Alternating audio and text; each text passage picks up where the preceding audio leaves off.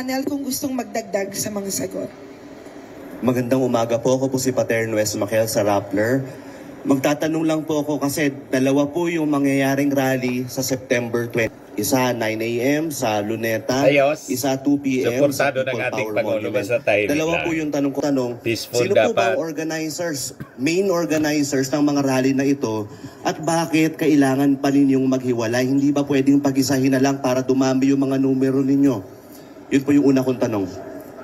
Siguro po, at least po speaking for PPM, ang nakita po natin ay umaapaw talaga yung galit ng taong bayan. Malaki po ang Metro Manila, kaya Si Kiko ang Dian rallies po. natin strategically located, Apo Quezon ni Cory. City, Luneta, para kung saan ka man, meron pong convenient po kayong mapupuntahan para sa magiging rally. At saka, ayun po, napagkaisahan ng lahat ng grupo na magkakaroon po ng convergence po sa People Power Monument ng 2 p.m. po. At muling nagpapasalamat po kami sa lahat sa unity na naabutan na ito.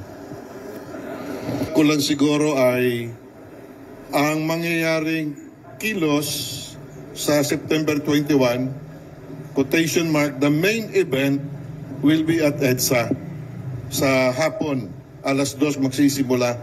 Yung mga nasa Luneta, bago pa nakapag-isa na magkaroon ng malakihang rally sa hapon, ay nakapag-schedule na ang mga kabataan at mga estudyante sa Luneta. Kaya ang aming napag-usapan ay pagkatapos ng Luneta, lahat sila kung maari ay pumunta at makisama at sumama sa main event ng araw ngayon ng ating protesta sa EDSA People's Power.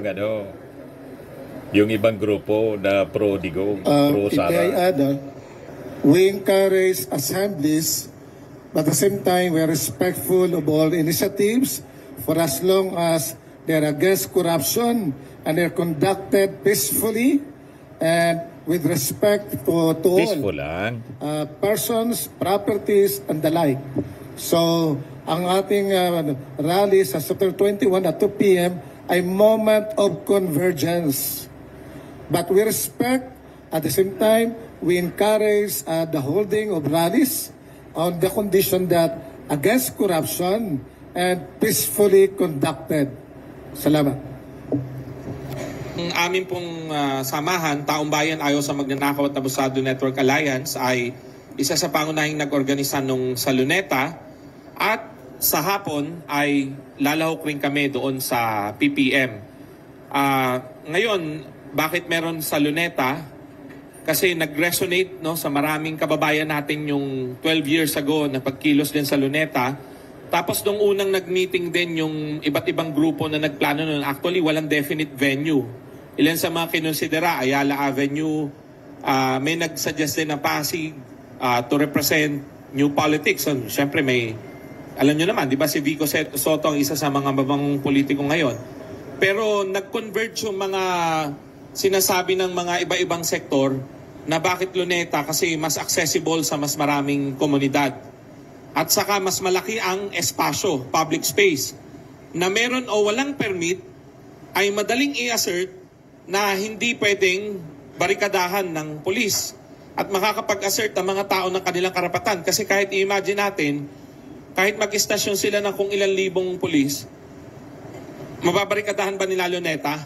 Hindi, Freedom Park ito eh. Tapos may nagja-jogging, may nagbibisikleta talaga ng umagang-umaga sa Luneta. Kaya yun rin ang ating intensyon, yung talagang parang pangpamilya talaga yung ating public gathering. Masaya at sama-sama.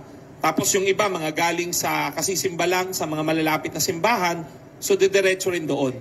Kumbaga para mas marami tayong ma-engage na komunidad na pinaka naapektuhan rin ng baha. Alam naman natin sa Maynila, pumatak lang ng konti ang ulan, parang ihinga lang yung ulan, baha pa rin, di ba? Naglulusong tayo. Wala pang 24 oras na ulan, 6 hours na ulan, 2 oras na ulan, baha na agad. Kaya isa rin sa konsiderasyon yon yung kung bakit meron din sa Luneta. At syempre, doon naman sa PPM, meron namang iyon na mas accessible sa kanila. So ang gusto lang natin bigyan diin, ang mahalaga ay sama-sama tayo ng pag-aksyon laban sa korupsyon. At ihabol ko na lang rin sa mga gusto ng update sa mangyayari sa Luneta sa September 21, 9 a.m., pwede niyo pong puntahan ng facebook.com/kurakotmanagot.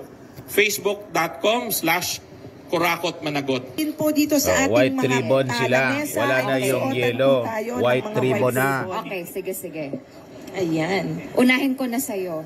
So, sa White mga- ribbon. Mamaya rin po iuulitin namin ito pero bilang simbolo ng pagkakaisa ng simbahan at taong bayan para sa September 21, muli ang panawagan namin magsuot ng mga white ribbon. At ang simbolong ito ay ang ating sigaw. Tama na, sobra na, ikulong na. Diba?